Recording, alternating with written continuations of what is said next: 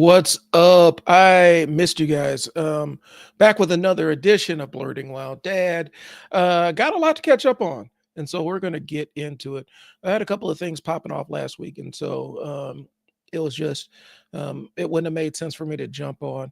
Couple of quick program updates. I may be taking this live stream to TikTok for the interim. A couple of reasons why. The primary reason is.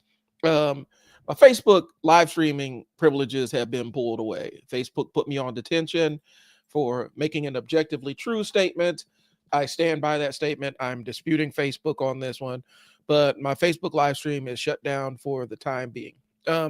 Here's the statement. I want y'all to evaluate this. So we're chopping it up. We're watching an old video of Lawrence Taylor, and Lawrence Taylor is talking about his drug use. And talking about he's talking about how much he used and blah, blah, blah. And then he says, he's out there playing and he's not thinking about the game. He's thinking about smoking crack afterwards, which is a wild thing to say. That is a wild admission to make. And so I'm responding to what LT is saying. I'll turn my light up a little bit. I'm responding to what LT is saying, and I'm like, well, cocaine is a performance-enhancing drug, which it is. It's classified by almost every sanctioning body and the anti-doping agency as a performance-enhancing drug. Surgeons and pilots used to use cocaine so that they could get through their grueling schedules. I'm not saying it's a good thing. I'm not saying it's a positive thing. In fact, it was meant to be kind of a negative thing. But anyway, Facebook said I was promoting something, which I was not. And they said your live stream privileges are gone for the next 30 days. And I am actively appealing this. But I'm saying that to say this, I'm probably going to be taking this for the interim and moving this to TikTok.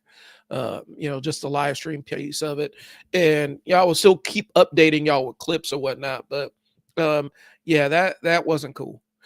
Like that hit me in the wrong spot. And like I said, I'm getting dinged for stating something that's actually factual. Like that drives me crazy. So that's why the Facebook people that aren't seeing me, I will probably have to clip this explanation and post it on my regular Facebook, because normally that's where my normal audience is. But yeah, that's what it is, man. So all right, let's get into the thing. So a couple of news items that just kind of crossed my radar. Sydney Sweeney's non-apology. Now, I typically avoid pop culture conversations regarding the Taylor Swift-ish kind of celebrities out there, but this one just kind of piqued my interest, and it's something I had discussed on a previous show. The concept of this entire controversy regarding Sydney Sweeney. And there's an interview that they actually did with the person who came up with the ad campaign. And I'm a marketing person, so I know how these campaigns go. I know how they talk and negotiate with talent or whatnot. When the American Jeans did this entire jeans bullshit thing, they actually had a conversation with her and basically said, yeah, people are going to get pissed off about it because the implication of it is blah. Like it's Nazi, like the jean stuff is Nazi stuff, right? She is fully aware of it. And so it's really interesting to watch certain people on online spaces try to infantilize her and make her into like this innocent victim. She fully knew what was going on. And I'm not saying it had anything to do with this movie flopping. I didn't even know the movie was coming out, but people are ascribing the interview she did where somebody actually asked her, does she disavow white supremacy, which is kind of it was a weirdly timed question, but it was apropos considering, the most recent controversy. And she's like, well, when I have something to say about that, I will speak about that, which basically is a denial, a disavow, because she knows who her audience is right now, right? And that's exactly why she made the comment. I mean, that's exactly why she did the commercial. Like she knew who she was dog whistling to, and they responded. And so, I mean, this is who you got. This is who she is. So, I mean, what are we gonna do about it? I mean, another kind of racist-ish blonde out there in the space. There's plenty of them floating around out there. There's a lot of non-racist ones, but there's a lot of racist ones out there too. So It is what it is. What are you gonna do about it? Nothing. I don't even watch Euphoria, so I don't need. I didn't even know who this person was until it came across my Twitter feed, and I'm like, oh. When I first saw that, I'm like, oh, that kind of sucks. Like they got this blonde hair, blue eyed woman talking about she has great genes. That's a weird. Okay, I guess. But anyway, that's what happened. They did the interview. The interviewer asked the question. She kind of missed a layup in terms of, yeah, I think people took it wrong or whatnot. She leaned into it, and I think it was kind of in her mind, it's a PR thing. You know that some people believe that any publicity is good publicity, and so she knew it was going to get people talking, and it didn't help Christie at all. It didn't help the movie Christie at all. I ain't even seen the joint. I don't really have any intention on seeing the joint. But it is what it is. It was just kind of an interesting little side note. And I think it was an attention grab because, you know, some of the other stuff regarding Euphoria and other movies that she's done, they haven't really taken a hold, and she's still trying to get her foothold and figure out, basically trying to establish her career and whatnot. This ain't it. But I don't know who manages her. And yeah, people are more wrapped up in it than I am. I just wanted to comment on it since I mentioned it and the oddness of the whole thing. So, you know, what are you going to do? Like I said, there's always going to be one side that is going to excuse everything. And so at some point, we just got to make the conscious decision that we aren't going to argue with these people anymore. It's the same subgroup of people that were pissed off about the Absolute Batman annual, where Batman spun the block on some neo-Nazis, which was awesome. It was incredible and it was beautiful. But it did piss people off. They're like, well, Batman's woke now. Like, what, you're mad because Batman went and beat up some, maimed some neo-Nazis? What are you even standing on right now? Well, people are mad about it. It's kind of that same subgroup of individuals where anything racist is not big enough to notice, but anything that overtly strikes out at racism is bad and negative and needs to be shouted down from the rooftops.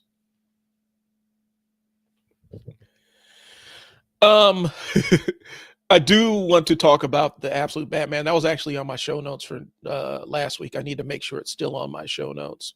One of the things about Absolute Batman, which was really, really, it was a good time reading that book. And there's a lot that went into it. The thing that I think I'm stuck with, without getting into too many spoilers, is this is where he formed the no killing rule. Apparently, it was not a no maiming rule, because he will maim you. He will maim you. He will cripple you. He will injure you severely. You will wish that you had shuffled off this mortal coil, but he won't kill you. Well, in this book, he ain't had that rule yet. And it's really interesting to see the arc that he took to reach this. Because I think it was also kind of introspective of him losing control. Like, he lost control of himself in the fight. And he gave into that nature. And I think it kind of speaks a larger part to the nature of the absolute DC universe, where people are literally saying something's not right here. This universe isn't right. Now, we know as readers know what's wrong with the absolute universe. It's basically infused with the essence of Darkseid. And people are saying something changed within her. If you read Absolute Superman, the recent issue that people kind of talk about, something changed here. This earth isn't right. This world isn't right. But we know from, the entire lead up to this, the reason why the absolute universe is the way it is because it's kind of infused with the nature of Darkseid. And I think there's going to be an interesting thread moving forward. These characters wrestling with some of their darker natures, because that's kind of what, Darkseid represents, the corruption, but also the totalitarian subservience to authority and stuff like that. And so Superman's already doing it in the latest Superman book. He's really wrestling with some things where he's like, hey, bro, that dude, this guy is this human over here is responsible for all the pain and suffering you're enduring. I'm going to try to take this in stride. I'm going to shake his hand, but I really, really want to break his hand. Like I really want to crush his hand and incinerate him. Like Superman's wrestling with this. And so it's interesting to see how the writers, I think Joshua Williamson is doing Absolute Superman. It's really interesting to see how the writers are playing these characters wrestling with the darker nature. And it goes into a nature versus nurture question, right? You know, Absolute Superman was pretty much born on Krypton, which was a weird totalitarian, I cannot say that word today, a weird totalitarian government that was like this technocracky, like it was driven by technology, but then it was also kind of religious cultish, and that ended up leading to his parents getting exiled and then blowing up the planet and all. Like there's a whole lot that goes into it. I'm not going to go to the whole backstory, but anyway, he comes to Earth as a teenager essentially. And he doesn't spend a whole lot of time in Smallville, but enough to make an impression on him. And so this current issue of Absolute Superman is him returning to defend Smallville against against a militarized corporate takeover. Like essentially, Ra's al Ghul's Lazarus Corporation is essentially OCP. Like OCP, like if you're a RoboCop nerd, OCP is Omni's Consumer Products, and they are literally everything. They're the military, they're the police, news, they're everything. They are a mega corporation that represents everything. It's kind of a dope little addition into, that Paul Verhoeven put in there as a commentary on capitalism by having this mega corporation. If we're looking for a real world analog of OCP, I would think it's almost Oracle. If you want to do the math on it, Oracle is pretty damn creepy. Like the fingers of what Larry Ellison has Oracle in is insane, and they've been tied to the CIA since their inception. But that's how I would kind of perceive it. That's how I would kind of phrase it. So anyway, Superman struggling against the darkness, Wonder Woman kind of struggling against some of her darker natures or whatnot, and Batman, of course, is. And so that's kind of what this Absolute Batman book is. He spun the block on some neo-Nazis who were the closest analog to pure evil that he's encountered up until that point. I'm thinking that, well, I'm not thinking, I know this is kind of a flashback story. And so this is what happens when he encounters evil that you can't rationalize with and you can't negotiate with. And he lashed out in a massive way that altered the trajectory of his character. And so, like I said, he doesn't have a no maiming rule. He doesn't have a no dismemberment rule. He doesn't have a no acid in the face rule, but he does have a no killing rule, which is interesting. Like I said, I'm really enjoying the Absolute Universe. It's kind of reinvigorated my interest of a lot of the DC properties. And by extension, I do kind of like what they're doing in the mainstream Batman book. Dealing with did I say Ra's al Ghul? I meant Vandal Savage earlier. Dealing with Vandal Savage in the Absolute Universe, Vandal Savage is kind of the big bad of the Superman universe. In Batman, he's the big bad of, like, right now, Vandal Savage runs the Gotham City Police Department. And he's the power behind the throne. And so reading the current issue of Batman is really kind of interesting too, and how they're presenting Vandal Savage. And they're basically taking my boy and putting some real respect on his name, because Vandal Savage is a bad man. I don't know if y'all have been keeping up or if y'all are familiar with the character. I may do a character issues on him because I think he's one of the ones that kind of gets nerfed. But Vandal Savage is a Justice League level threat. He's every bit as dangerous, even more so. He's more dangerous than a Lex Luthor and more dangerous than Ra's al Ghul, because he's been alive for a lot longer than they have. He's a lot smarter than they are. And he's actually physically stronger than a lot of your baseline supervillains. Like, he's dummy strong, bro. And he's immortal. He's essentially unkillable.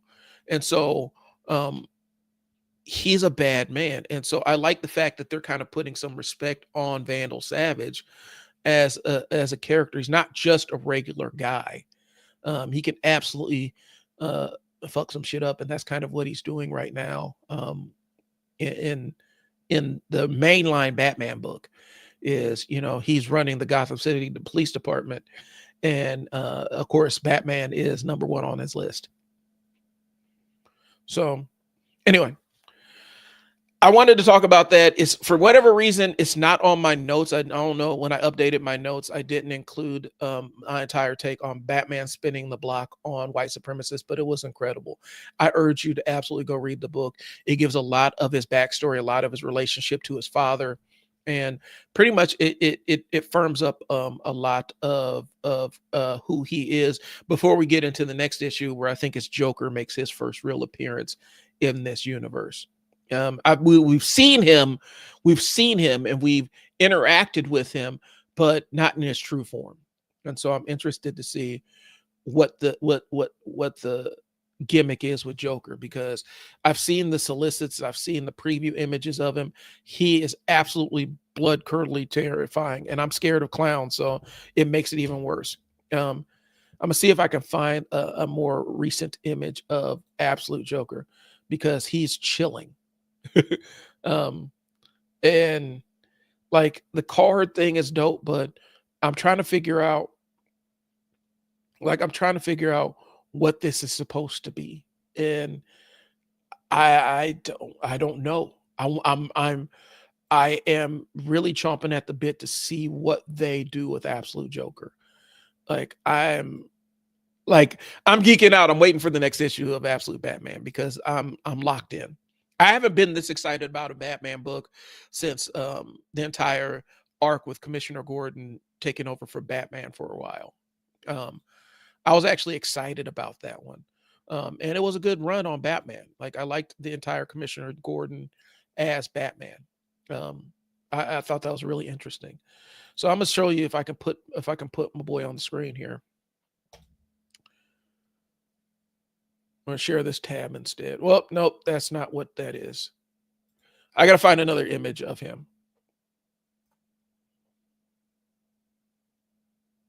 Yeah, I gotta find another image of him. But yeah, that's kind of him right there. That's Absolute Joker. And I'm seeing all kinds of different images. I don't know if some of this is fan art or whatnot. I'm going to go to Bleeding Cool News here. Okay, so this looks like Nick Dragona's design of Absolute Joker for Absolute Batman 15. Terrifying. I cannot wait. Because if anything, Absolute Batman is nightmare fuel. It's nightmare fuel, even without how horrific people are. Bane is terrifying. He is a scary, scary individual. What he did to Batman's friends was he did them filthy, bro. He did. I've never seen anybody get done dirtier than Penguin, bro. I've never seen Ozzy. At the time, he's Ozzy. He's not Penguin, I don't think yet. But Oswald Cobblepot, he got done absolutely filthy. I've never seen anything like that in a comic book. It made me stop and pause and Jesus, I had to stop for a second. Yeah, for those that don't know, Bane took Oswald Cobblepot, who was pretty much just a short guy. He was a guy who was smaller in stature, but he was kind of but a little bit below average height, but he wasn't minute, and broke every bone in his body and shortened and made him 2 feet shorter, and basically pulverized his hands and made them flippers. It's terrifying.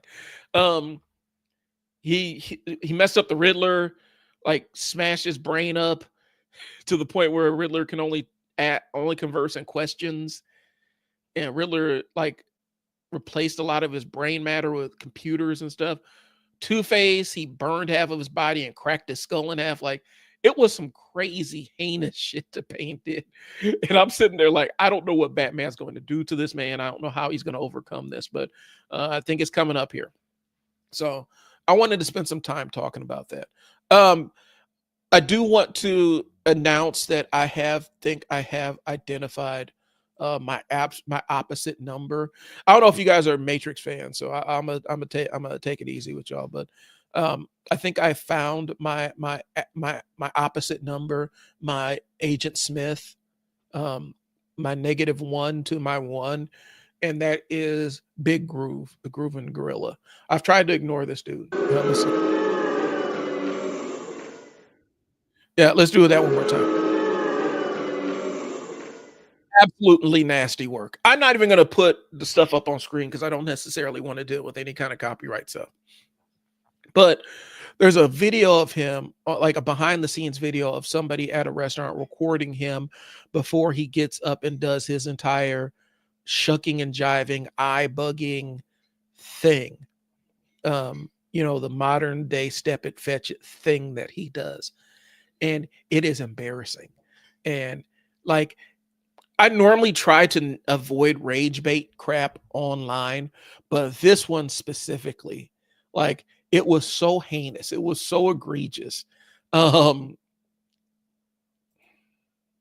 don't know what to say about it, y'all. Like, it hit me in the wrong. It triggered, like, if you've ever seen a movie, A Soldier Story with Denzel Washington, the character Sarge, where he's talking about killing the other black cadet that he saw as shucking and jiving.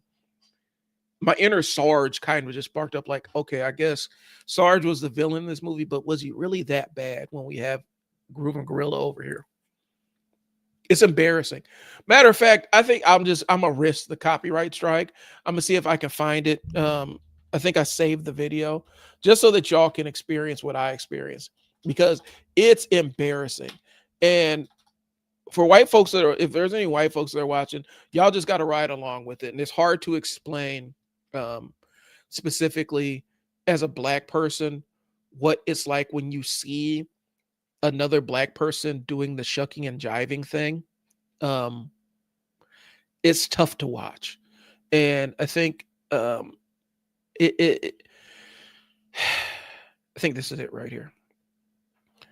When we see another black person doing that, and it's typically for a white audience, immediately our hackles go up. Like immediately it's like, oh, here we go. All right, yeah, I got it here. Embarrassing work, bro. I'm gonna share the screen with y'all so y'all can see it. I had to pull it up out of my drive here.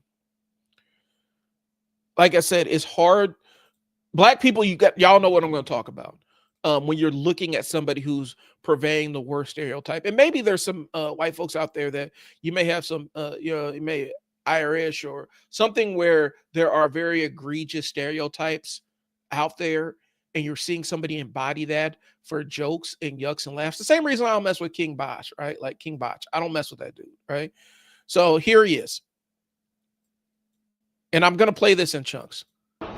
The smile. Let's look at the smile, folks. Let's look at the smile. I don't know if you can see my cursor. Look at the smile. Embarrassing, bro. Like the big, I'm gonna blow this up here. The big, huge, oh God, I can't even say it. It's the Kool-Aid smile, the cheesy, bug-eyed, like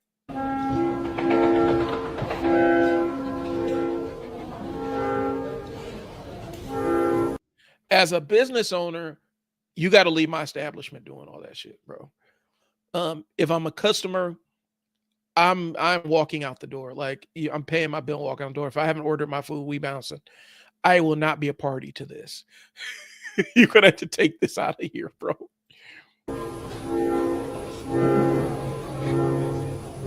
Meat falls off the bone.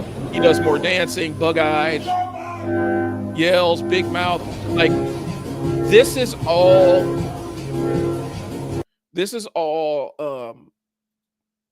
There's a deeper layer to this. This is all some of the worst aspects of what they used to do in minstrel shows, right? Like the step and fetch it thing. And I know step and fetch it, he did what he had to do, but at the same time, there's a degree of at some point you have enough money where you can stop. And I think with step and fetch it, that was kind of the thing that was his legacy, right? I know he sued I forgot who did it. I think it might have been 60 Minutes or Andy Rooney or something did an introspective of him, and he sued whoever made it because of a voiceover that he didn't like. He sued him for defamation that he lost. But I think he even wrestled with what he had to do to a degree. And it sounded like when you read the story of Step and Fetch It, this man had a tumultuous life. Like he was kind of a, it sounded like he had a lot of domestic issues. It sounded like kind of an angry guy anyway. And that's the toll of walking and living in that kind of racism, where you have to be the worst aspects of yourself to draw a check. And so I can't imagine voluntarily signing up for something like that. Embarrassing. Um, and so when I see him, like there are specific people that I try to ignore. Like I try to ignore the Steven Crowders of the world. You know, I try not to give him any mind. I try to ignore the Charlie Kirks of the world to a degree. I try to ignore Tucker Carlson's back in the day, it was Bill O'Reilly, stuff like that. It's really hard when that person is Black because you feel like it's kind of an assault on you too. Like this is how he's representing us to people around the world, you know? And since internet has made us a little bit more disconnected, people are already assuming a lot of weird stereotypes about us. And to lead with that, and I know when they interview me, he's like, I'm just having fun. And if they can't get with it, I'm just being me. Blah, blah, blah. Come on, man. We've been talking to you. Like Black folks have been saying, hey, man, this is embarrassing. What are you doing out here? Like, what are you doing? Anyway, that's my opposite number. That is my Agent Smith, if you will. I just can't. And I don't even know, bro. Like, I don't even, like, I'm not even saying like I know him and is on site or anything. I don't know. I just instantly, when he starts up, if I see him somewhere, immediately it just makes me cringe and it makes me angry. Okay. It's about, it's performative and it's negatively performative. You know, it's this is buck dancing, modern day minstrel show stuff. And I don't understand as a Black person who knows the history of that, because he's aware of the history of it. He's mentioned that he's aware of the history, but he doesn't feel like it's connected. Meanwhile, all of us are saying it's very much connected, bro. It's very much connected. What you're doing is connected directly to the Step and Fetch It's of the world. At what price your soul, right? You know, what did Tyler say on the Clips album? The Curse of the Zeros, where you become the hero or the tap dancing Negro. Like that's kind of where we're at right now. And he's made his choice. Odd choice, my man. Like I said, he's my opposite number. We'll probably be doing some updates about that. But yeah, it is bad. So boo this man. And let's carry on to the next thing. So, I had a comment about a clip from the video I did 2 weeks ago talking about existing while Black and the political nature of being Black. And another Black person took issue with what I was saying. And it sounded like it was more a Black conservative-ish slant to it. It sounded more like Thomas Sowell kind of, if you stop talking about racism, you're giving power to it kind of stuff. And so if you go to, it's one of the clips on my YouTube channel. We kind of had a back and forth on there. It wasn't like anything too insulting or negative, so that's why I entertained it. But the thing I want to clarify is when I talk about Black existence being political in nature, I'm not talking about political as in it's Democrat or Republican or leftist versus conservative or whatever. I'm talking about the concept of politics as in the definition of politics, where it's the affairs of a nation or its people. Now they interplay with one another. And so what I'm saying is, because this contention more or less, and I'm paraphrasing, but his contention was more or less, well, you know, yeah, you could say that you don't notice it, but it did bother you. Well, it doesn't bother me. It's kind of like the thing where if I walk into a room, and I've been at plenty of tables, I've done lots in my life. I've been director level in major and big organizations. Um, Currently set on a couple of boards. I own two businesses, launched a nonprofit. So I'm in rooms with people, and I've experienced where, and it's not recent right now, but I've experienced where literally somebody had a problem with me just because of this, and it was told to me as such. Don't mind him; he's just racist. Is how it's kind of phrased to me. Set in his ways, set in her ways. And so their contention is, well, if you address it, it bothers you, and if you notice it, then you're giving it power. The way I look at it is, it's called situational awareness. If I walk into a room and there's a lion sitting over in the corner, and I don't know when the last time that lion's been fed, I don't know. I just know it's over there. I'm going to conduct myself in a specific way that I wouldn't normally if there wasn't a lion sitting over in the corner. And so for me, a lot of it is just having the situational awareness to understand, yeah, that person over there doesn't like my black ass. Move accordingly. And that's how I take it. Um, Existence of being like, instantly, if I show up as a racial issue, especially for people that are calibrated to react negatively to black people being in places where they don't think black people belong. I'm a 90s era black nerd. Before blurred was a thing. Before there were groups for black nerds, you had to actually actively seek each other out, and we didn't really embrace the word nerd. um, you had your interest, but nerd wasn't really something that you would embrace as a title. And I've been in weird ass interactions walking into places where they didn't expect me to show up.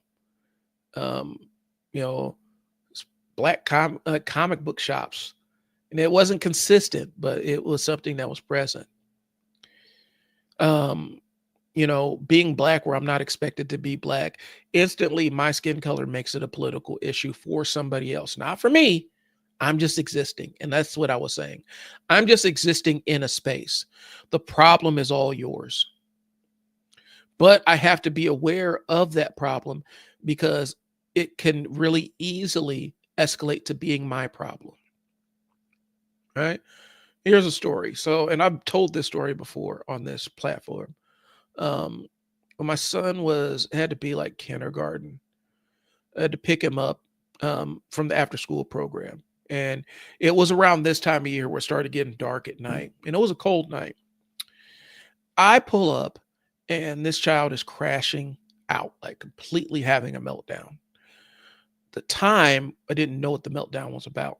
After the fact, I found out that as he was leaving and coming out the door, something happened where he dropped a lollipop that he had. And for my son, a lollipop was everything when he was that age. Like, he would get excited about that.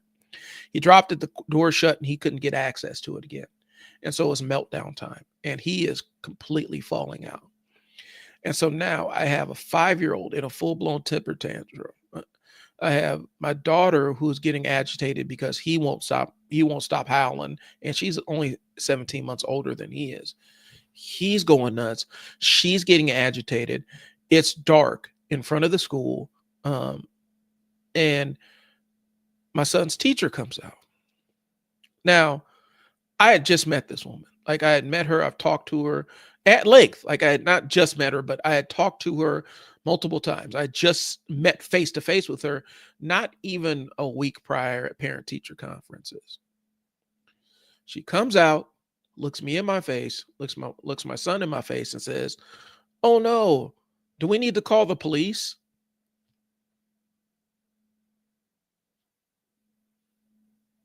Now, she acted like she didn't know who I was.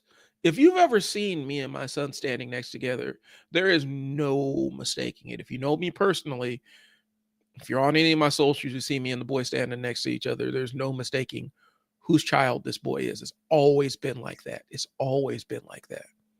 Okay. Um, all of a sudden she got blindness and didn't recognize who I was after I done spent over 45 minutes prior talking to her just a couple of days ago. And so her first response to a 5-year-old throwing a temper tantrum at night is, do we need to call the police? Why would you need to call the police?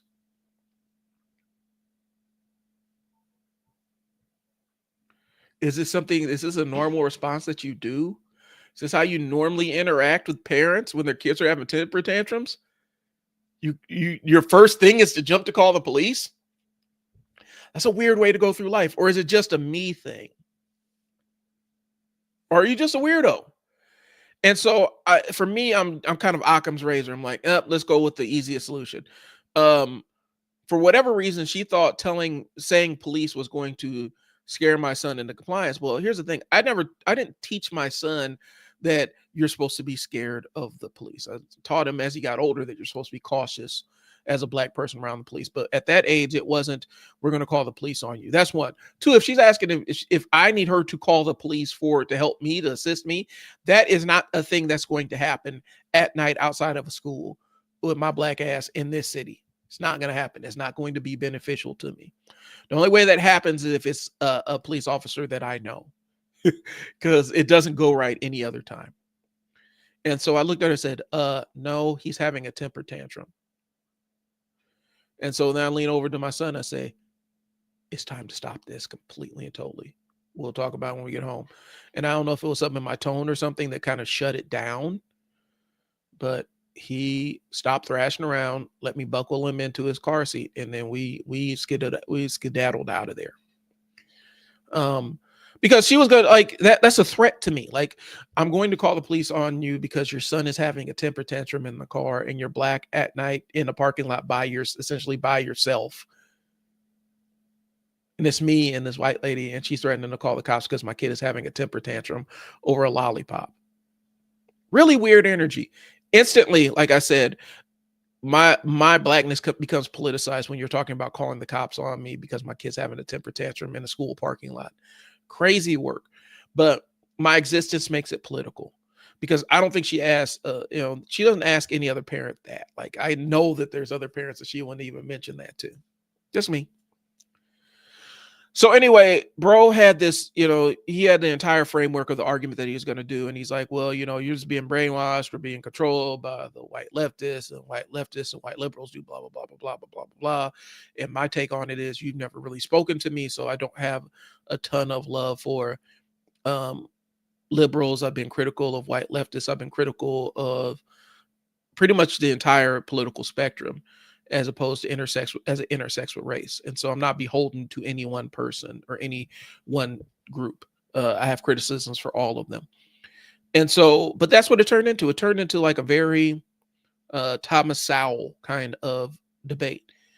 And finally, it there was a weird respectability politics that kind of jumped out there where we need to conduct ourselves as, we need to not be out there, and we need to conduct ourselves as, I don't know, good people or whatever, and people will respect us. And instantly, so you start talking about it smells like respectability politics.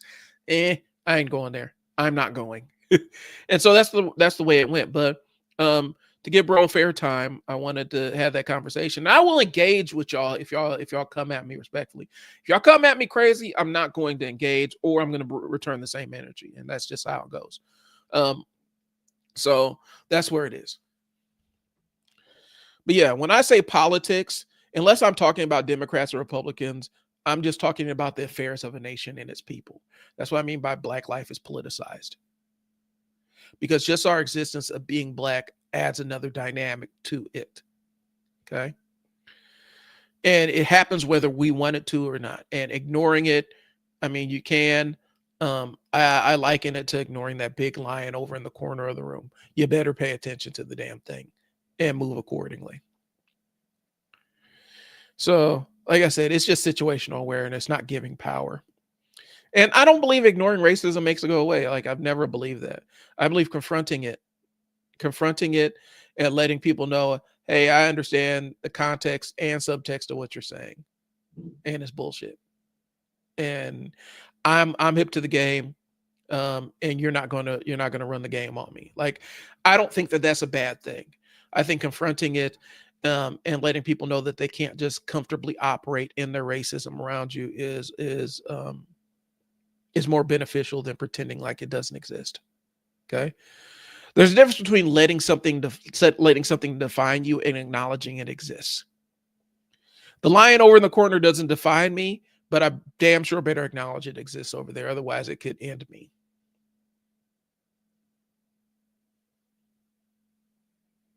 You never know when a simple disagreement can turn into a stand your ground case. You better know who you're talking to and who you're interacting with. And I will say that. All right. So yeah, awareness ain't surrender. So that's just what I'm saying. So here's a feature I wanted to start, and I don't really have much of an audience. I was planning on doing this when I have a bigger audience on Facebook. I may just that's why I'm saying I'm gonna take this over to TikTok for a little bit until Facebook gives me some kind of resolution on what's going on. I want to do a segment of called Ask a Dad, and really it's not presenting myself as some kind of know-all. I deal with a lot of my own shit, like my own insecurities, my own stuff with neurodivergence and stuff like that. But one thing I've always done is I've worked with young folks, worked with young people, young adults, and things like that. And I may have some insights or some knowledge there, or some be able to provide a little bit of reframing perspective and stuff like that, something along those lines. And so I wanted to kind of open it up for if you got questions or whatnot, or things that you're struggling with, you can submit them. I can keep it anonymous if you want, but if there's specific things that you want to discuss or just kind of want my opinion on, I can absolutely give them. Okay. And the themes can be, purpose, feeling left behind. What do I do? I'm in college, or do I go to college? Do I go to trade school?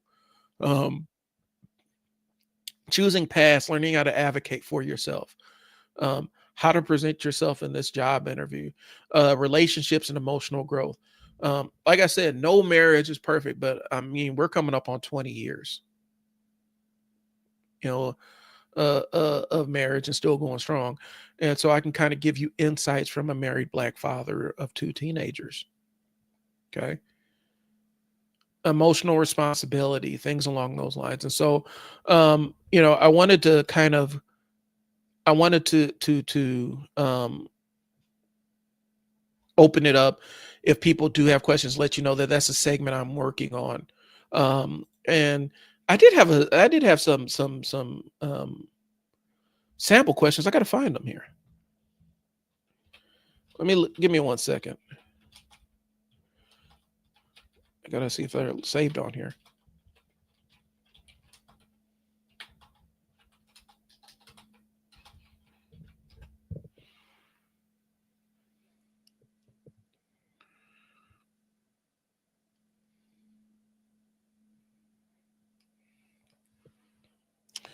So I can do a couple of these. I'm not going to go too deep into it because for me, it's kind of weird coming up with hypothetical questions and answering them. I'd rather have them come from the audience. So, let me see. Okay, so a couple of sample questions for Ask a Dad. So, how do you know if college is worth it or if you should take another path entirely?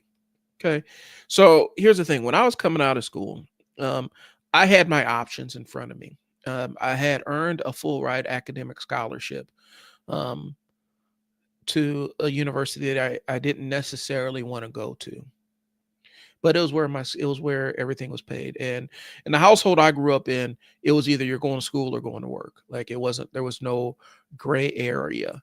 And so I'm like, I don't necessarily want to go get a full-time job. I was 17 at the time. I was 17 when I started college, and I'm like, I'm gonna go. It felt like the next natural step in going to college. Hindsight being 2020, I should have taken a year off because I was not mature enough for college. I was coming in as a neurodivergent kid that aced all of my classes because I didn't have to pay attention to them because I was just smart enough not to.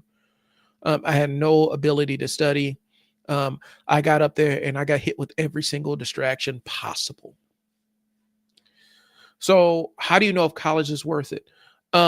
one of the lies that we sell to kids about college, and I'm not disparaging college. I think it's phenomenal for what it is, but I do think we need to reframe a little bit of what its purpose exists to be. It used to be you go to college and get a career track. And so what you went and got your degree for is what you ended up getting your job in. That world has not existed for 50 years. You go to college to expand your capacity to learn, to demonstrate your level of commitment to a thing, of a hard goal. You know, a degree is not always an easy thing to achieve, depending on what your lot in life is. And learn some skills so that you can thrive in the outside world. Learn some more socializing skills. Expand your horizons by learning new things. Expand your horizons by meeting new people and learning how to interact with groups that aren't the people that you grew up with. All this stuff goes into college. A lot of other stuff besides just the academic side of it goes in college. Now, if you're going for a professional degree, it's going to look different. Like if you're going to be a doctor from Jump Street, you're going to do the pre-med stuff. You're going to do your undergrad. You're going to do pre-med. You go off to medical school. You still got to go to college for that. People are saying, well, if you want to be a plumber, you don't need to go to college. Well, you go to college and learn business administration and learn how to manage your business once you become a plumber. Like it's not, these things aren't disconnected. A lot of times people talk about what degree is worthless, what degree isn't worthless. No degrees are worthless. All of them have value. It's what you plan to do with that degree afterwards. One of the best teachers I've ever had was a lawyer whose undergrad was an art history degree. Having a perspective of art history allowed him to approach case law in a different way, and it made him very successful at what he did. All right. People talk about, well, an arts degree is useless. Well, I mean, there's plenty of people that do product design and they design boxes and packages. There's always work for set designers. You know, there's always work for people that have an artistic eye for things. And so these degrees aren't necessarily worthless. Okay. Even a philosophy degree, there are people that have lots of high level positions that just have a bachelor's in philosophy. Okay. It's about how your brain works and how your brain activates. It's not just this very strict line. So I'm saying all that to say this. What do you want to do? What do you want your college experience to be? Are you looking to go to expand your horizons and meet new people? By all means, if you have the means and resources, go for it. If you're looking for a job track, unless you are pursuing a professional degree in a specific field, like a specific engineering degree, a specific, if you want to be a lawyer, you want to be a doctor, like these things that require a specific school track, yeah, then college is your option. If you're kind of adrift, take some time and kind of figure out what you want to do. Right? There's nothing wrong with going out. And I went to college and I dropped out. Like I was a journalism student. I dropped out with like 2 classes left. Like literally I had about 1 or 2 classes left to complete before I got my degree. And I needed to drop out to go to work to kind of help with my mom and stuff, because she had gotten sick, and I'm like, I'm not going to have her take care of me, so I need to start paying my own way. So I dropped out with literally 2 classes left in a journalism major. I had done all the other coursework, all of it. So if I had gone back, I could have gone back and finished out those 2 classes and got my journalism degree. Wasn't that big of a deal. I got a degree in something else, but I have an entire 4 years of journalism experience. And I was 2 electives shy of getting my bachelor's degree. There's nothing wrong.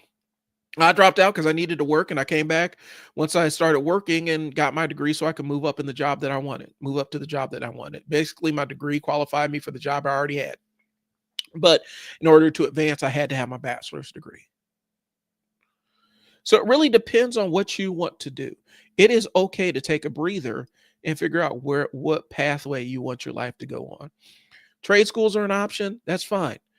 You could go to trade school and then go back to college. You can go to a junior college and go to college. There's so many different alternatives out there where you don't have to just automatically either go to college or not go to college. Okay. But yes, college is worth it. I'm not one of those people that's going to tell you college is not worth it, but worth it is really depending on what you value in your life. If you value the pursuit of knowledge and expanding your horizons, and being, being the most well-rounded person that you could be, and the most literate person you can be, and you want to have a understanding of things that are outside of your knowledge, and college is fine. Pursuing education is fine. I think we criminalize wanting to pursue knowledge for the sake of knowledge in this country nowadays, and it's not a good thing. So I know that probably didn't answer anybody's question, but that's the sample kind. Those are the kind of sample ask a dad questions. Okay. How do you bounce back after failing something that meant everything to you? Wow, I've experienced that. Sometimes when you've put all your heart and soul into a thing and it doesn't turn out the right way, how do you bounce back from that? I've learned to embrace the fail. I've learned to get out there and get the failure on you. And sometimes it's scary, and sometimes I still do struggle with it. There's a thing specifically right now that I'm struggling with because I'm scared of failing before I get started. And I just have to bear down and just get through it and get the thing out there and risk the failure. But I think the most important thing is to defeat the fear of failing. And if you can't fully defeat it, embrace it as part of the learning process. Because you didn't, the way I put it is you haven't tried enough. You haven't earned the right to call yourself a failure yet. As long as you can get up and try again. No failure is permanent. Sometimes you may screw up something. Sometimes you just may have to pivot. You may have to pivot in a direction that you weren't expecting, but that doesn't mean you failed at anything. And the way my mind is set up, with my ADHD and all the other milieu of stuff I got going on up here, sometimes things that are actually successes by other people's standards feel like failures to me. That's just because I set my bar so high for myself. And so I think we have to define what a failure is. You ain't failed till you stopped. As long as you are trying, you haven't failed anything. And to me, it's important to get that failure on you so that you can learn the lesson, because there are no lessons in victory a lot of times. And that's an unfortunate thing to say. But a lot of times people don't learn shit from winning. Any number of things could contribute to you winning. And they're invisible to you. But when you fail, all the means, all the methods and pathways that went wrong are visible to you. I say embrace it and learn from it. And try again. You ain't earned the right to call yourself a failure yet. Even if it meant everything to you. If it means that much to you, then you absolutely can get that failure on you, rub it on you, and get back up and try again. Okay. And understand, you may not have failed. You just may have hit a detour. You may have hit a sticking point. It may be a snag in the road. You may have to pivot. You may find victory in a way that you didn't find victory. But the only way you fail is if you stop. That's it. Okay. How do you pick a career major with a major or career when nothing else feels like a perfect fit? I love this one. So when I went to college, I went my scholarship was for not for journalism. It was actually for engineering. And it was for construction engineering. And within probably about 5 months, I realized I had no interest in being in an engineering major at all. And I realized maybe it wasn't just an engineering major. I think it might have been I didn't know anything about construction, because at the time when I was going into being a construction engineering major, you had to have some kind of understanding about basics of construction, which I did not. And Portland Cement bored me to tears. In hindsight, being 2020, I probably should have been on some kind of ADHD medication at the time. So that didn't help either. Self-disclosures. But one of the things I learned is I went in there and I'm like, this ain't speaking to me. The thing that did speak to me the most was the thing I loved. I absolutely fell in love with working on the radio station. And so that's the thing that I had my passion for, was doing radio. And that's how I became a journalism major. Was I had spent so much time in the radio station that I just said I need to switch my degrees. And the classes I connected with were things things regarding sociology and journalism. And so those were my major was journalism, my minor was sociology. I just kind of stumbled into it. I played around with things on campus. I went out and tried new things, and I found something I loved. And that's how I ended up picking my major. Now, here's the thing, and this is the crazy part. So this is late 90s. Okay. Our radio station is one of the few radio stations that was on the internet. We had fans all over the world on bases and stuff because we were broadcasting on the internet, our specific show. I did not know that internet radio would become podcasting. I did not know. And so my junior year, I'm ready to drop out of school.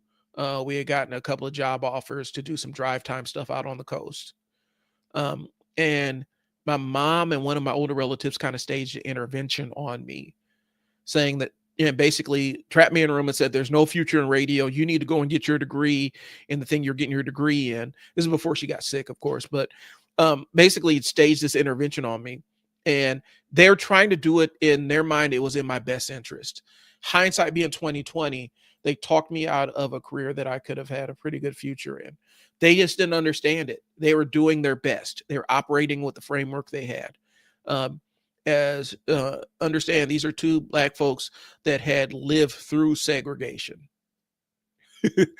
And so for them, the way it was framed to them, the degree was this magic golden ticket, which opened up all these new doors. And as my mom got older, she kind of lamented what happened, and basically said, I realized that degree thing wasn't as all it was cracked up to be. I'm like, yeah, but I mean, it helped me out to create the kind of life I wanted eventually. But they staged an intervention on me and basically talked me out of pursuing broadcasting because they said it was a dead end. Now, if hindsight being 2020, if I could go back to if I could travel back and talk to my past self, I would have said, ignore them. Go all in on this broadcasting thing. It's going to make you millions of dollars. You already have a fan base and you're 19 years old. You already have fans and you're 19. Do it. Go all in. So hindsight being 2020, I should have stuck with it.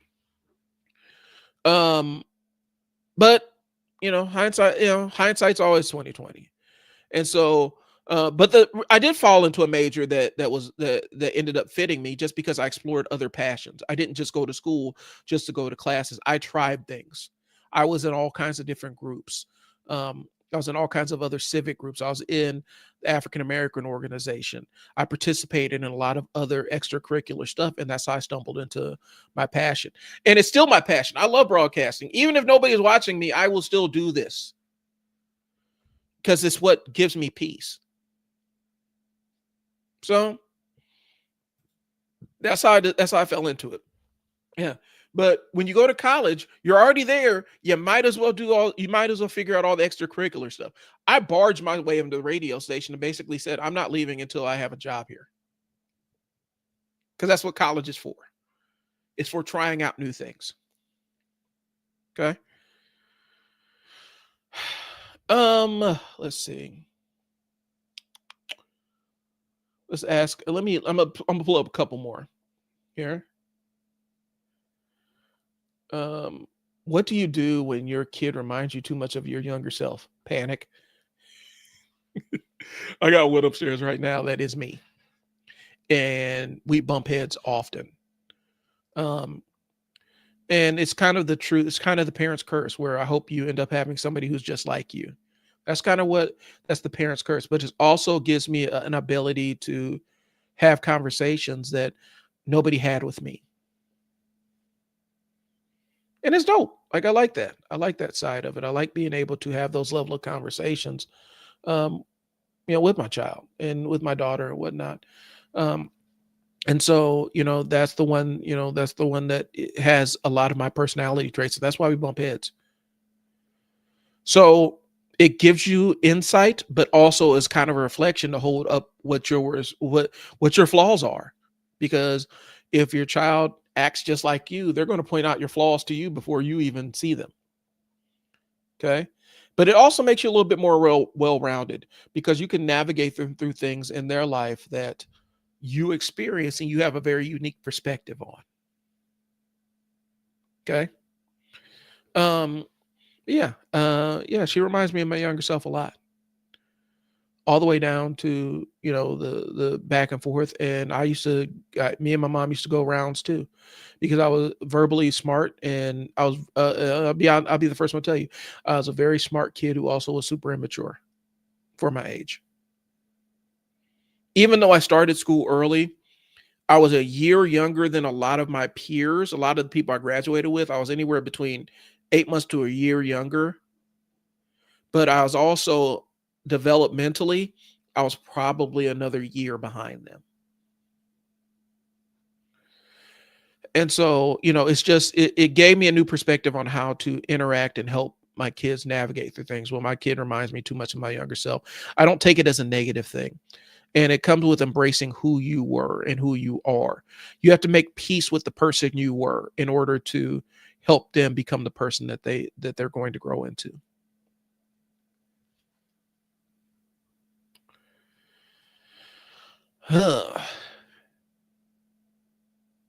How do you raise your kid to be emotionally intelligent when you're still learning it yourself? Ooh. Transparency. Admitting that you don't have all the answers, and never being afraid to apologize when you do screw up. That does more to teach your kids emotional intelligence than anything else. When you mess up, when you make a mistake, when you fly off the handle or say something crazy, be ready to apologize. That shows emotional intelligence, and discuss the situation. Hey, when this happened, I did this, and dad, sorry about that. I should have done this.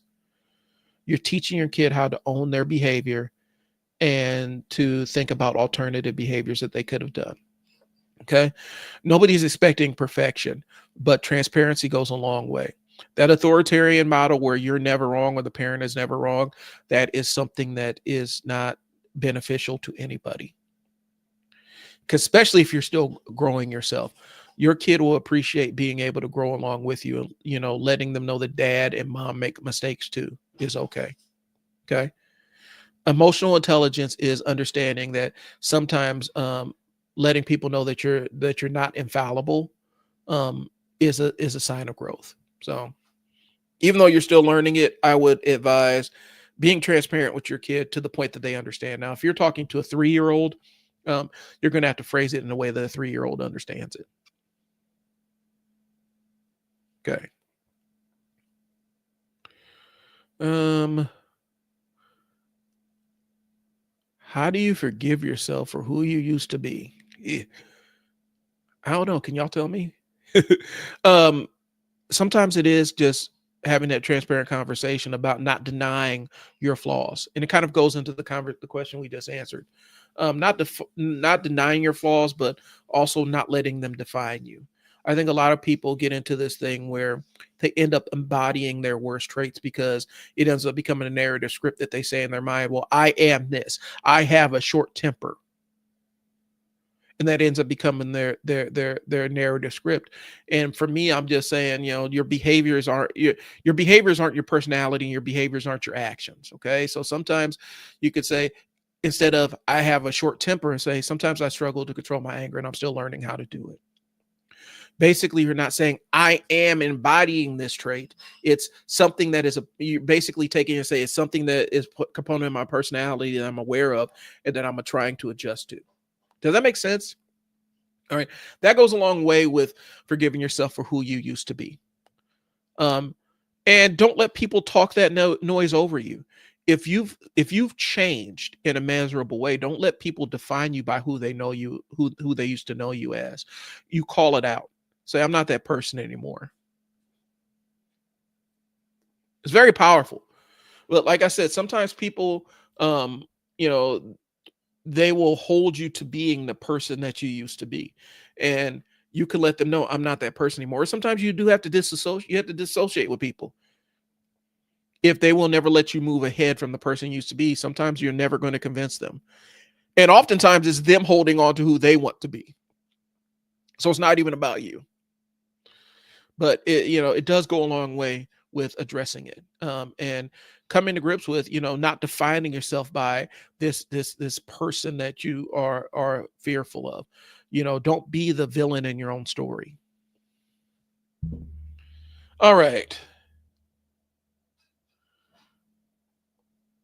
How do you stop living in survival? Okay, this is the last one I'm gonna do.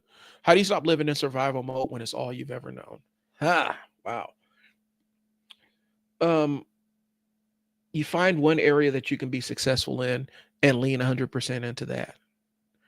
Because it's hard to figure out how to thrive when you're in survival mode. It's a skill that you have to learn. Um, you know, um, and it's not easy.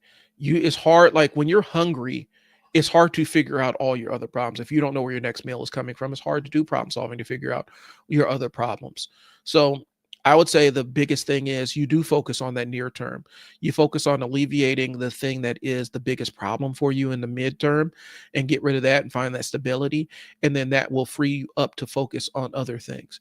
So if it's money or instability, is figuring out a way to um, get what you need to survive. And maybe it may not be comfortable, but at least you have a degree of stability where shit ain't going sideways. I'm dealing with this in my business, one of my businesses right now, where there's a degree of instability built into the business, and it has nothing to do with myself or my business partner. It just is. It just exists. And so the biggest thing we have to do is figure out a way that we can make this unstable thing stable, so we can start focusing on 6 months from now. But identify that thing that has you living in survival mode, and focus your energy addressing on that. Once you do that, once you address that piece of it, if there's another piece, you address that.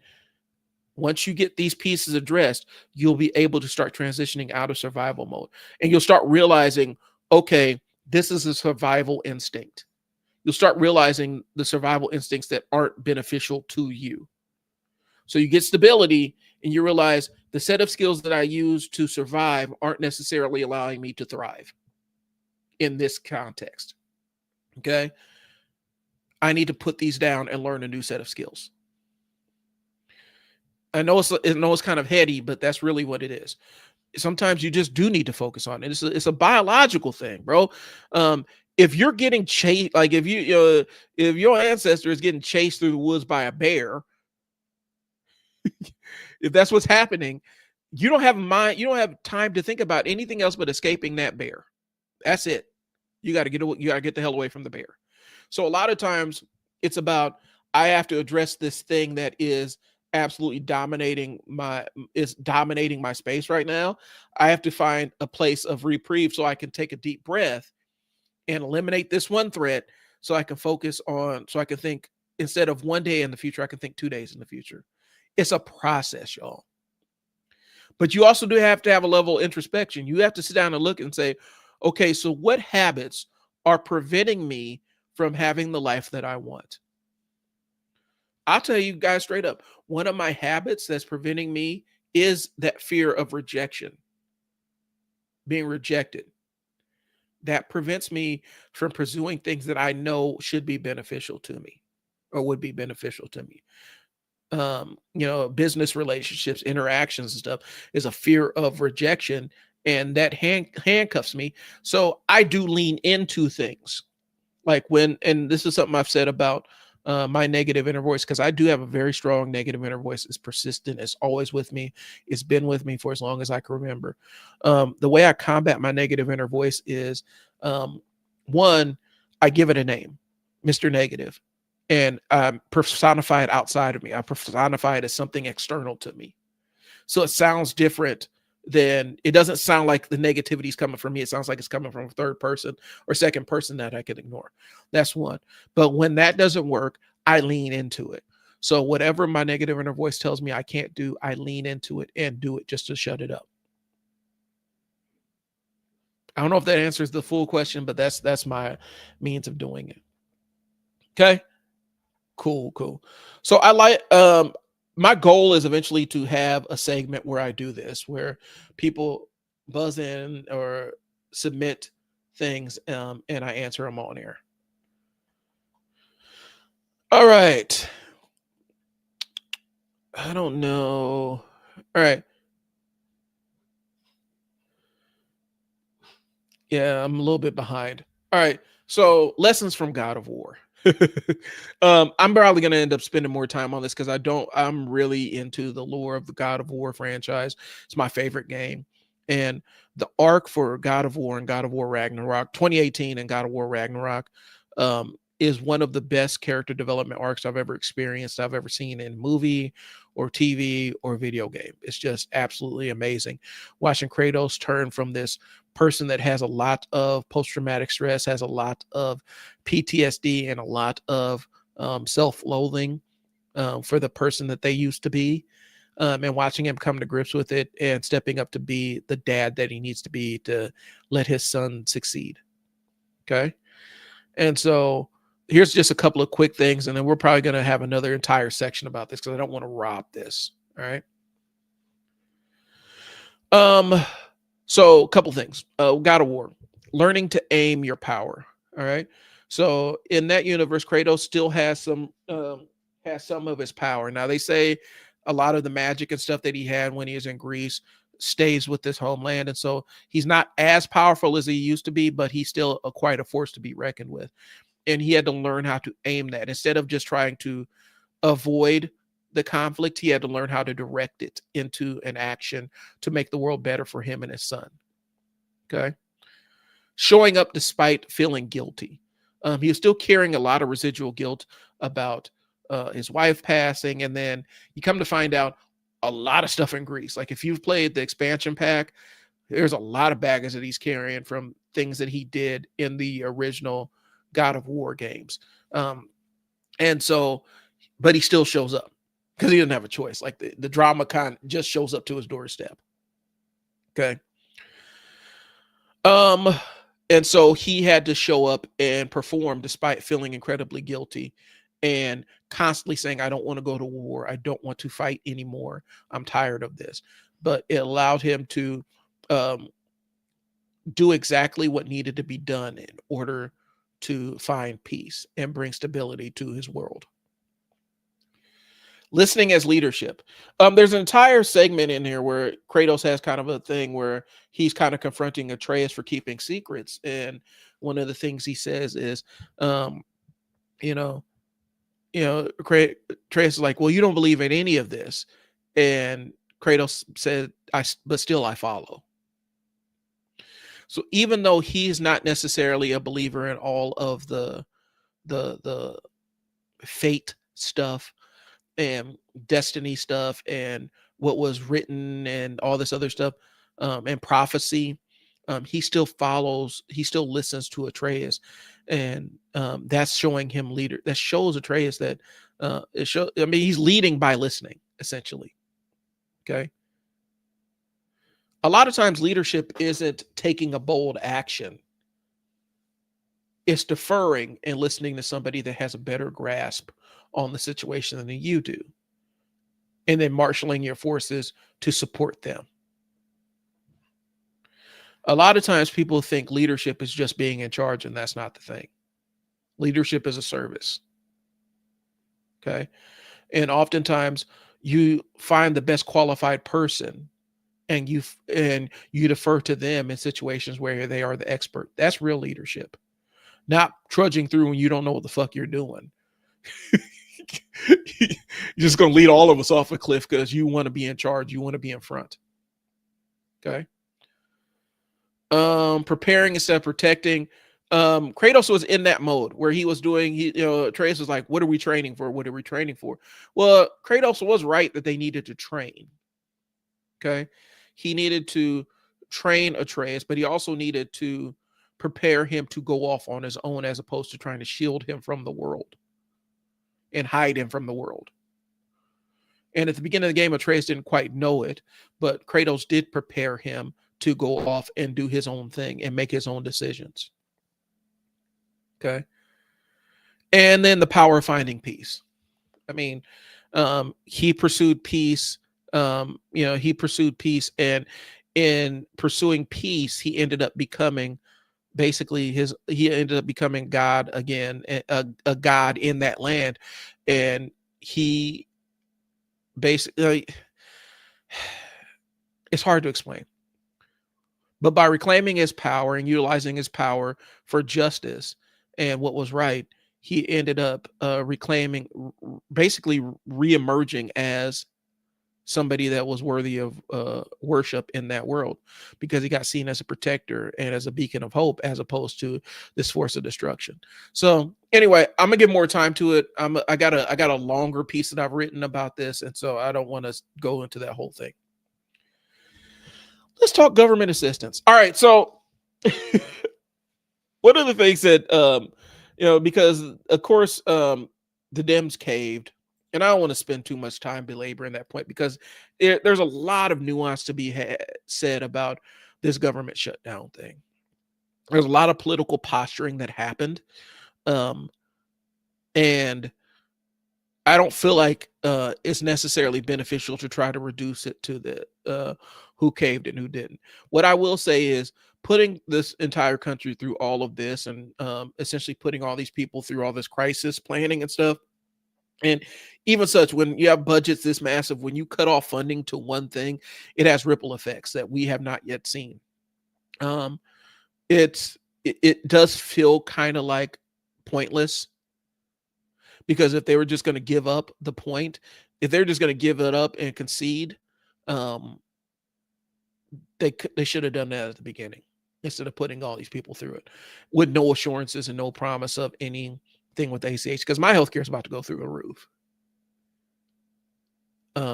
It's disappointing, but let's talk about some other aspects of it. So I did this last week when we're still in the midst of the government shutdown, and there are a lot of people with their hot takes about government assistance. Here's the thing. And I'm not going to get too technical. I'm going to go mile wide, inch deep on this, but I do need to have this conversation with y'all. Government benefits exist to kind of stabilize an economy when the economy slows down. When people aren't spending government benefits, a lot of these government benefits allow money to keep flowing through a lot of our, it keeps the money flowing through the economy. Kind of like blood. It keeps the blood circulating, keeps people buying stuff. And so arbitrarily cutting off the spending power of millions of Americans when the economy is already on rocky ground is a bad idea. Plus, it's a built-in stabilizer, it's a built-in hedge.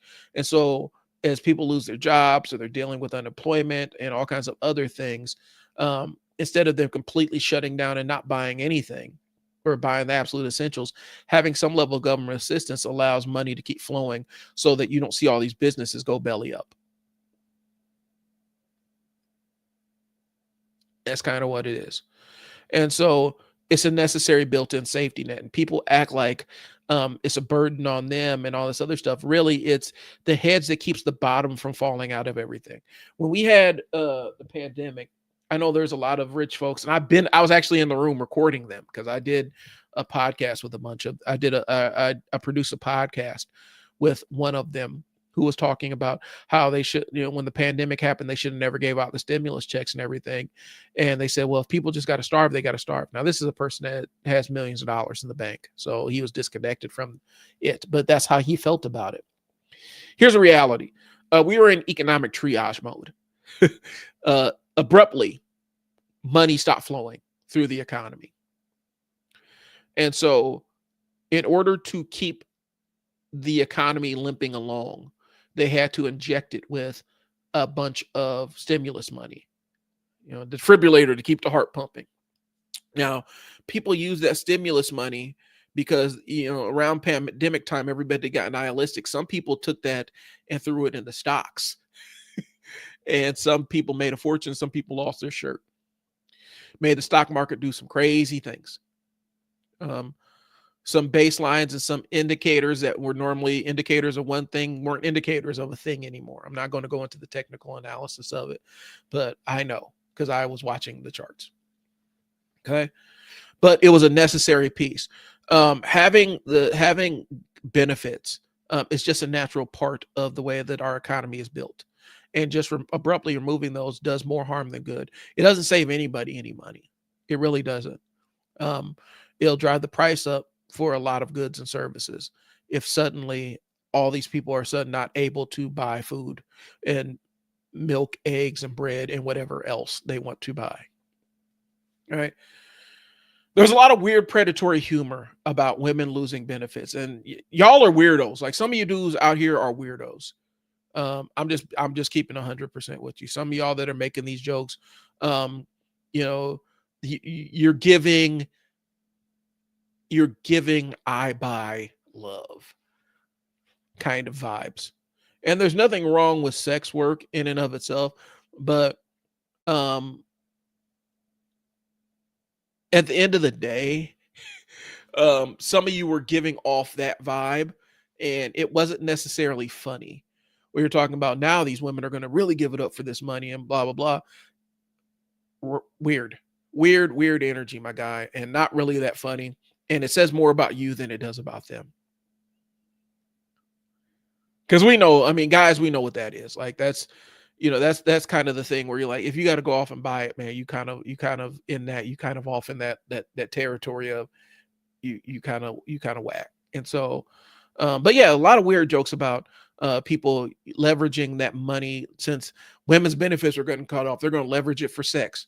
Weird predatory behavior. That is predatory, bro. That's predatory behavior. It's definition of being a predator. And you can't walk that back because that stuff lives on social media forever. So you make that little joke and people are looking at it like it wasn't funny. For me, it wasn't funny. Some other weirdos found it funny. Like weirdo dudes found like it was one of those things that got said and a bunch of other weirdo dudes thought it was funny. Y'all weird too. And y'all are predators. All right. It's what it is. A lot of dehumanization going on. One of the things is most SNAP beneficiaries work. It's meant to cover a gap. It's a supplemental food assistance, which means that it's meant to cover gaps in somebody's income. They may not make enough. Some people working 2 or 3 jobs and still qualify for SNAP. That's a failure within the system. And so this narrative that all these people are just lazy and just laying around, that's not really the case. But for some people, in order to operate and function in their world, they have to imagine a world where they aren't just one layoff away from being on those benefits themselves. And so they have to minimize and dehumanize the people that are receiving those benefits like they're so much lower than they are, or that they're inherently doing something wrong. We frame a lot of stuff in this country like we treat poverty like it's a moral failing. Like if you're poor, it's a moral failing in this country. It's a real sickness. Like it's a real weird way to examine the world for me. And so like the hot takes about the hot takes about like, well, all these people need to go get a job. A lot of these people are working already. Next. Well, they need to get another job. Some of them working more than one job to make ends meet. You never know what can happen. You never know. You got an illness in your family. You have to stay home. Anything can happen. You suddenly lose an income or whatnot. Anything can happen that forces people into that position. And for people to have all these hot takes and make these snap judgments like, well, you're just lazy is bad faith. It's shorthand and it's a bunch of heuristics. I'm pulling up some more notes so I can be accurate here.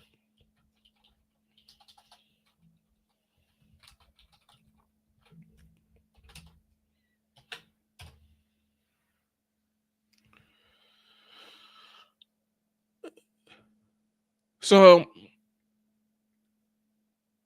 we talked about the predatory humor. We turn struggle into content. Somebody's struggle becomes a punchline for some other asshole. Okay.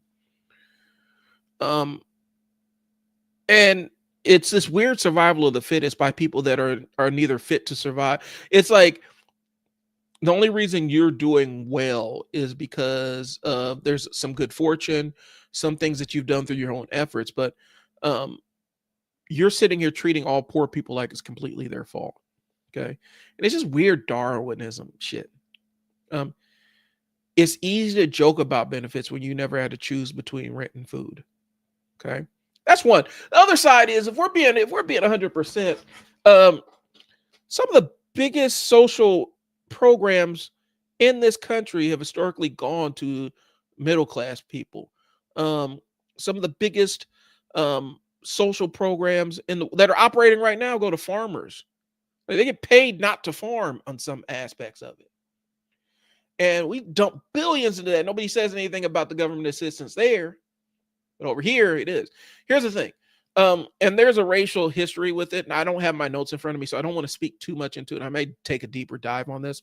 But in the shorthand, the stuff I do know that to be factual, for a long time, housing projects were segregated and they were only for white people. Black people couldn't get in housing projects for a long time. And the housing projects were meant to prop up this group of white folks and allow them to kind of catch up economically and live at a lower cost, at a lower rate. And as soon as they were able to move, they ended up jutting out to the suburbs. And they got a lot of very great homes with some government assistance out in the suburbs too. And they built that entire structure out. And then they opened up the projects for black folks. And then they opened up the project for black folks. And then all the restrictions fell on top of black folks. All of them. And I'm just speaking to black folks, there are brown folks that were caught up in this too. But all of the restrictions and all of the government assistance that was robust and available and bottomless for the former white folks that lived in the housing projects that moved out to the suburbs, suddenly there was all kinds of restrictions where people got punished for trying to advance. They got punished for having stable households. They got punished for having dads in them. They got punished for making too much money. They got punished for doing too well. And so your goal was either I have to learn how to do without. I have to learn how to do without. I have to learn how to game it so that it benefits me. Or I just gotta give up the stuff give up my aspirations and take what's given to me so I can feed my family. Again, when when government assistance was localized and given strictly to white folks, and almost like with the GI Bill was government assistance too. When it was available for white folks, it was robust and bottomless. But as soon as black folks started getting a piece of the pie, then it got cut off. Just like the idea that across the country, a lot of public universities pre-segregation were free. Before segregation, a lot, while everything was segregated, before desegregation, I should say, a lot of public universities were free. Then as soon as the universities were legally desegregated, now we got a tuition. We have to put a barrier in there to keep people from getting in because we don't want the wrong type of people getting educated.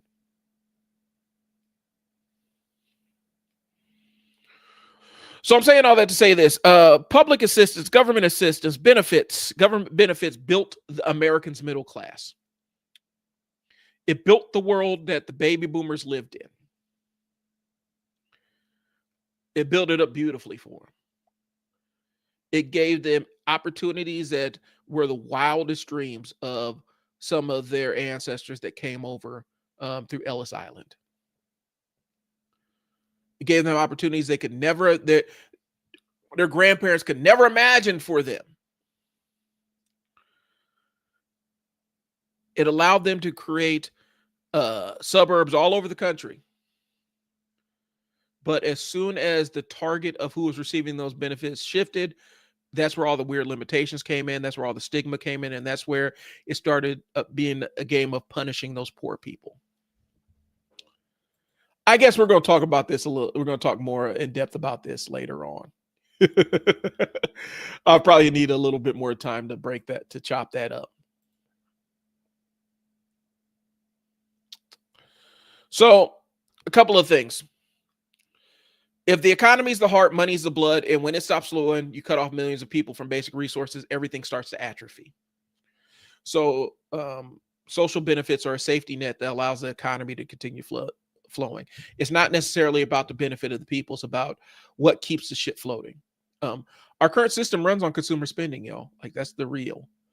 And so when regular people can't buy groceries, they can't pay rent, they can't fill their tanks, the gears start grinding together. What happens when you have a bunch of hungry people out there with no recourse? And you have all these other people sitting on the hill who have plenty. What does that world look like? And so that's why government invests in safety nets. It's not just compassion. It's about keeping the blood flowing through this. It's keeping blood circulating through the system, y'all. It's how the heart keeps beating. Okay. So safety nets are more stabilizers than charity. All right. That's why they exist. And benefits, subsidies, unemployment, food assistance, they aren't acts of just random acts of kindness. They keep the economy stable and keep things from going too crazy when there is instability in the world. Keeps demand alive. Farm subsidies. We've had farm subsidies for decades. Paying farmers not to grow certain crops isn't generosity. It's about controlling the market. But look who see who gets judged for participating in benefits. Corporations get bailouts. Nobody even thinks about it. We bailed out the banks in 2007, 2008. We dumped trillions into the banks. Nobody said anything. It wasn't a big deal.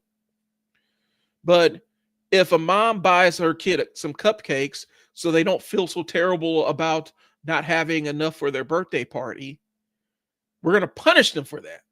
We're going to begrudge this child something nice every once in a while. Because when you're poor, you're just supposed to eat rice and beans and dirt, I guess. Okay? That's what it is. It gets really draconian, especially when you're trying to micromanage what kind of food people are allowed to buy. Well, you can't buy chips, you can't buy cake. Sometimes it's nice to give your kid a bag of chips. Being able to afford that. Being able to give them something sweet to eat. There's nothing wrong with that. There's nothing inherently wrong with that. And I think we talk about freedom and all these other aspects, but we can't allow people to make the decisions that they're going to make. If somebody takes their EBT card and blows it on a bunch of junk, that they don't have EBT money. We got to be able to trust people with what happened to personal autonomy. We're trying to teach people how to make their own personal decisions, but we're going to micromanage what kind of food they're allowed to eat because we have this draconian idea that if we allow them to buy cake occasionally, that it's going to upend the entire system and there's going to be anarchy in the streets. Get a fucking grip. It's not about economics. It's about who we decided should have dignity. Who's allowed to have the dignity of something nice every once in a while? Sometimes you bust your ass all day. The only nice thing you've done for yourself, the only thing that you actually enjoyed was that can of soda that you had. We're going to begrudge somebody the ability to have that? Come the fuck on.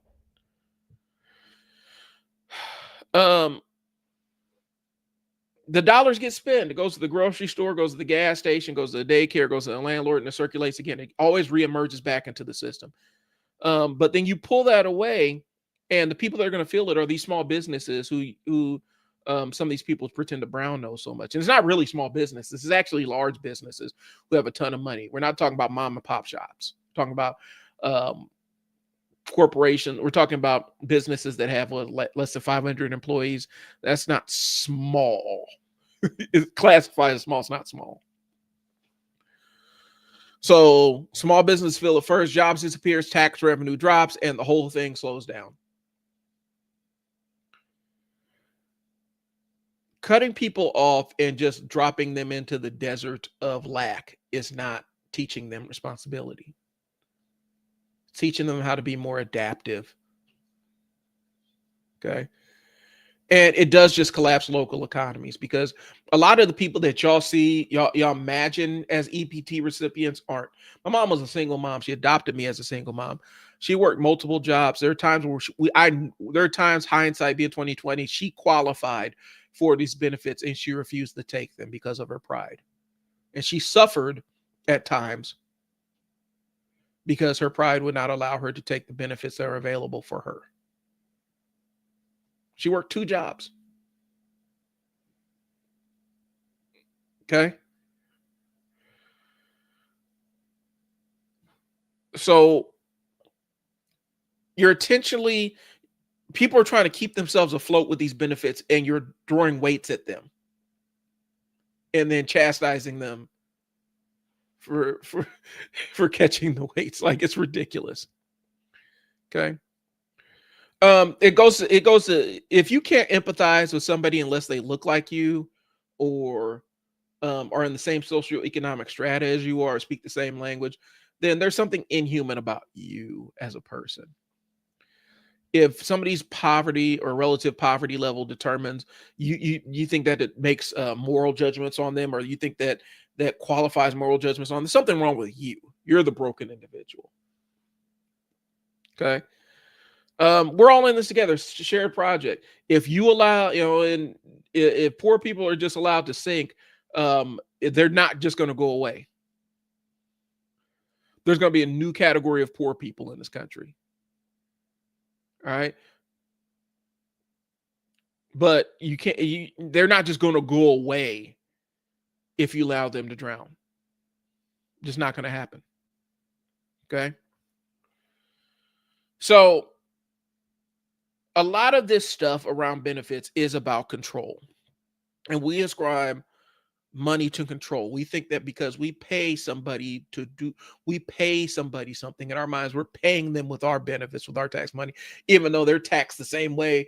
They have to pay, taxes on food and items just like you do. We make it a control thing. Ends up becoming this control measure, like, well, you receive benefits, so I have some level of say over what you do. It's a sickness. It's the same thing about where people walk into restaurants and become tyrants all of a sudden because they're paying for their food, and they can become intolerable, tyrannical assholes. It's the same type of people, same group, same subgroup of folk. If you ever want to see how somebody truly is, let them be mildly inconvenienced at a restaurant. You're going to see exactly who they are.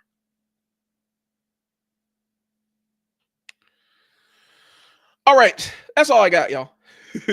I had a lot of ground to cover. I don't know what I'm going to be talking about next week. Hopefully it can be more comic book stuff, because that's the stuff that lights me up.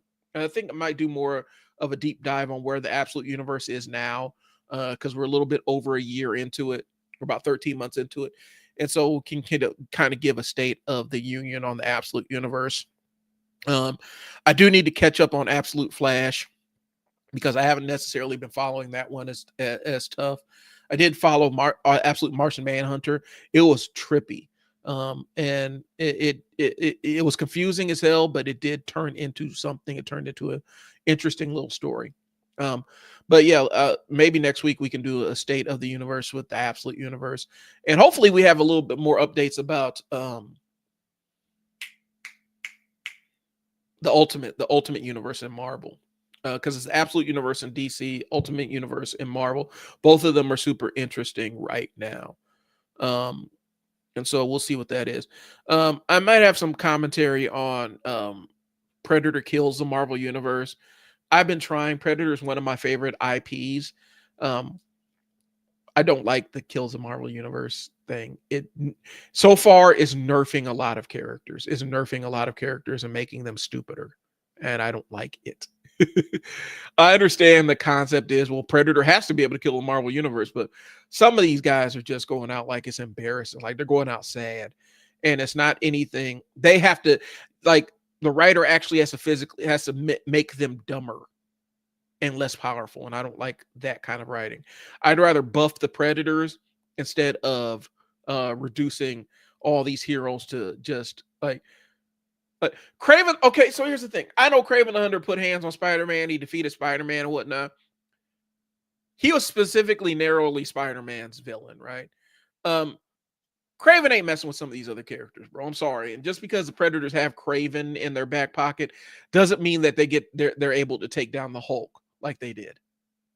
That's trash. Just because they have Craven in their back pocket doesn't mean all of a sudden they have the bandwidth to take down Magneto and Professor X. Come on. To kill the Fantastic Four. Are you serious? Just because they have Craven? Craven couldn't always beat Spider-Man. He beat him one time, bro. Like, we're acting like it was now and forever, right? And so I don't necessarily like that. I might have a few more gripes on that piece of it. I'm not huge into the Kills the Marvel Universe stuff anyway. And I do have some thoughts about Age Revelation. I don't know what it's supposed to be. I know it's supposed to be, they've done Sins of Sinister, which was kind of a takeoff on Age of Apocalypse. And I know that Age of Revelation is kind of a takeoff of Age of Apocalypse. I'm liking it a little bit better than I did, but I'm kind of over this. I want cohesive X-Men stories again. I want good X-Men stories again, and we haven't had that. The Fall of X was not a chapter of good X-Men stories. You had a couple. Gail Simone. I feel like Gail Simone kind of got limited by editorial limited because they were trying to do this Age of Revelation crossover thing, and I feel like she wasn't able to tell the story that she wanted to. I think Eva Ewing kind of got the shaft with that too. But yeah, I kind of want Age of Revelation to be over with so we can get back to X-Men stories and we can figure out what we're going to do and what the status quo of the team is going to be. Because they haven't had a direction since Krakoa. And I know some people felt some kind of way about Krakoa and stuff like that. I actually did enjoy the Krakoa era. I was mad how rushed the ending was. I wanted to see a little bit more. I do think for some reason, weirdly, I feel like Juggernaut got nerfed. I don't know why in my mind, but I feel like they kind of jobbed him out a lot on there. But like I said, I want to see what happens with it. I kind of want Edge of Revelation to be over. It's not bad. Like the stories aren't bad. I just want them to be over. I want to get back to mainline X-Men books. Like I was even down with like I was following Ultimate X-Men. It was a Peach Momoko, whatever. She was doing that. It was dope. Like I liked like the anime version of X-Men. I thought that was kind of dope. I just want X-Men books again. I don't know if that's too much to ask for Marvel. I don't know. I'm just tired of dark futures of X-Men. Like I'm kind of sick of it. Like we've had enough. I feel like as fans, we've had enough dark futures or like the dark future of the X-Men and Age of Apocalypse. Everything's fucked up. Oh my God. I think we've had enough of that. Let's see how they get to the future. I don't want to see the dark future. And so, and also, I like Cypher, bro. Like I liked him when he was in Young Mutants. I liked Cypher. I thought he was kind of interesting where he didn't necessarily have combat-oriented powers, but they found ways to make him interesting and useful. Now we're just gonna buff him and make him Apocalypse. So Doug Ramsey's just kind of an asshole now. Like, why? Why?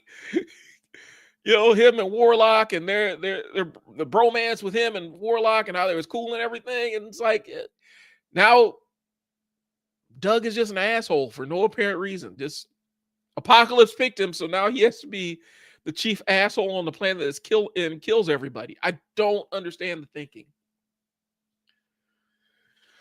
So anyway, I almost feel like it should have been like, if you're going to do something like that, if you're going to make this big thing, why not just make it Age of Strife? And let's bring Strife back. He's not doing anything right now. Strife is just like this perfectly good crossover X-Men villain that's just sitting over here. And we're not doing anything with him. Bring him in. Make him heir to Apocalypse. Now we have something for Cable to do. It makes sense. Cable's fighting himself. Cable's always been at war with Apocalypse. Well, now we have a version of Cable that's aligned with Apocalypse. Interesting. No, let's take Cypher and just randomly make him into Apocalypse now for reasons. We're gonna invert his entire personality. And here's the thing that's gonna piss me off, because this is what's gonna piss me off about it. Because this is kind of an Elseworld, but kind of not. What's gonna happen is they're going to find a way to revert Doug back to the original Doug and make this all he got, wild hair up his ass, or he got bit by the evil bug and turned evil for a time being, and now he's good again. Unless they make, Revelation like Dark Beast, where he's just like the dark version of Doug that's in the future that always is a threat of him becoming. I don't know. I feel like we could have just put Strife in there and said, Apocalypse finally got Cable, except it's Strife. And Strife becomes Revelation, and now he's utilizing his powers of telekinesis and blah blah blah, and whatever random ass power Strife had in Executioner Song, which I can vaguely remember because it was such a confusing fucking book. So anyway, so maybe that's what we'll be talking about next, man. Maybe we can talk about the state of X-Men. It feels like more comic booky stuff. I can get off of this heavy stuff. And if you guys got questions, you want to do the Ask a Dad thing, submit them. I do want to help out and kind of help people. It's just tap in and ask a nerd about what they think about fatherhood and what the lessons that they learned. So anyway, I do appreciate y'all tuning in. I'm about to skedaddle. I'm about to get up out of here. So I appreciate y'all. Take it easy. Thanks for tuning in, and I will hit you guys next week. Peace.